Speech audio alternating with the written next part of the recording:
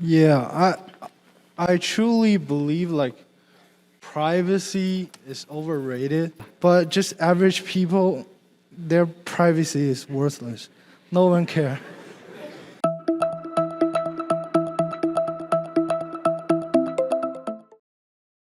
미국 펜실베니아 주립대의 샘 리처드 교수의 강의 시간입니다. 강의실은 세계 각국의 학생들로 꽉 차 있는데요. 샘 리처드 교수의 수업은 주제에 맞춰 실제 그 나라의 학생들의 이야기를 직접 들을 수 있어 매우 흥미로운 수업으로 알려져 있습니다. 오늘의 영상은 샘 리처드 교수가 자유에 대해 이야기하려는 수업입니다. 수업 시간에 앞으로 나온 학생들은 중국의 학생들인데요. 자유와는 거리가 멀어 보이는 나라의 학생들이 나왔습니다. 막연히 중국에는 자유가 없다고 생각하고 있던 교수와 학생들은 중국 학생이 실제로 어떤 생각을 하는지 대답을 듣고 큰 충격을 받았습니다. 개인의 자유를 억압하는 곳에서 사는 국민들이 얼마나 무지한지를 단편적으로 보여주는 영상이었습니다. 수업 영상 함께 보시겠습니다. Here's what I want to say about today's class, and I want to, I'm at liberty to talk about many things. I can, but I don't ever bring people down to the front and ask them to talk about really highly politicized things. So we're not going to get into. I just want to say this: we're not going to get into highly political things today. We could, but we're not going to because I'm not going to ask these folks to do that. Here, let me show you this.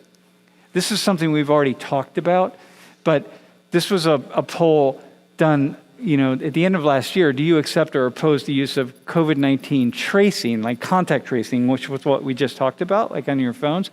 And look at China. So I didn't leave the strongly agree, strongly accept. The dark blue is strongly accept. The light blue is accept. The yellow is okay, maybe yes, maybe no, and then the red is reject. Or oppose, and this is strongly oppose. So look at the U.S. China's 58% of the population strongly accepts the government, tracking us. In the U.S., it's 16%, right? I mean, it's really a very different way of seeing things. All right, man. I want to do this one. I think this is a picture. I think I pulled this off of a website in Wuhan. Y'all just shut down, man. Like the city shut down, like literally. So this is a city of 13 million or something. I think it's about 13 million people. When Wuhan shut down in order to stop the spread of the virus, it literally was a ghost town for 40 days or more, but I think it was about 40 days, as I recall.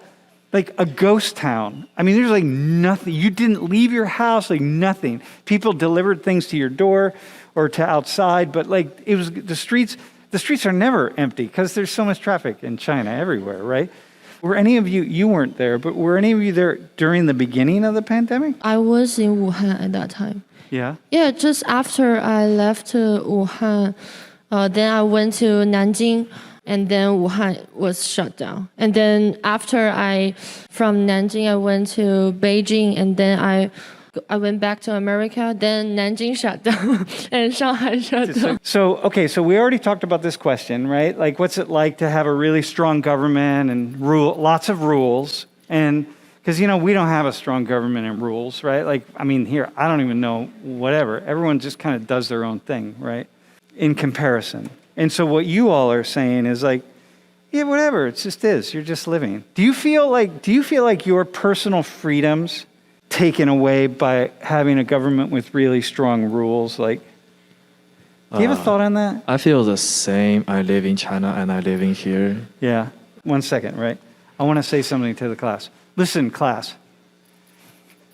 I'm just speaking like a sociologist. This is not political at all, right? I'm not shilling for China or a stronger government, but I don't even remember when any action that I took would have been different had I lived in the middle of some kind of dictatorship or something. You know what I mean? Because freedom, my day-to-day life is just my day-to-day life. So I'm not arguing for one way of being or another. I'm not arguing that. What I'm asking for is step outside of our lives and start thinking about, wait, what is it?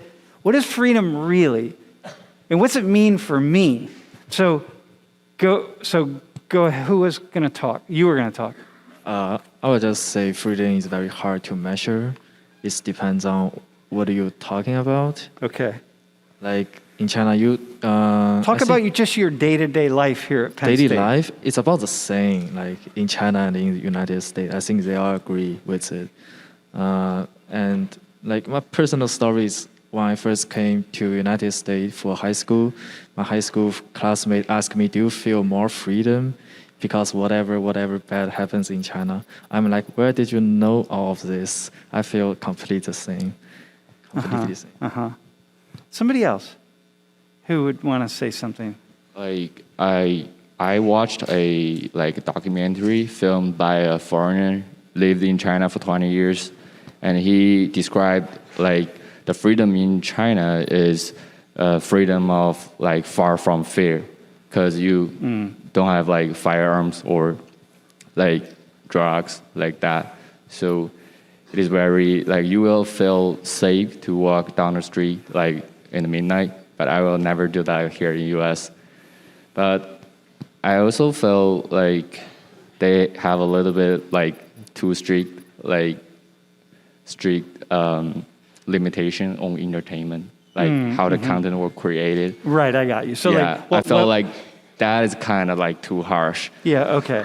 Yeah. But the life there is like safer, I could say that. So like the things that you can get to on the web, the like lots of stuff that you could watch, this kind of stuff. It's like there's a lot of censorship.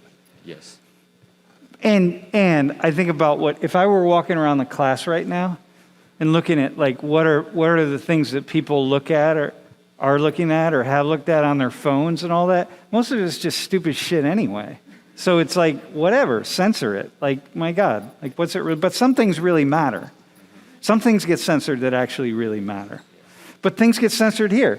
A lot of stuff gets censored in the United States, my friends, and you have no idea about it. And you think you're getting the truth, and you're not getting the truth. At least in China, maybe you can know you're not getting the truth. But here, we think we are. And I'm not sure which is worse, actually, because here, I think a lot of us get lulled into this idea that we understand what's going on. In fact, we don't understand anything about what's going on. Does anybody else want to say anything about?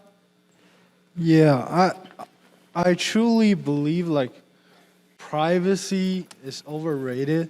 Privacy is over. Hang on. This is the quote. This is the quote of the day. Yes. Privacy is overrated. Like people get like very angry and frustrated when like they know like government can track their phone and watch their camera, but at least my privacy is worthless. Like you can like hack in my camera and watch my day and put it on internet. I don't really care. Like no one will have the time to watch your life. Like yeah. I don't really like get like maybe government officials, they need like high privacy to have like national security and stuff. Yeah. But just average people, their privacy is worthless. No one cares. Listen. All right. So listen.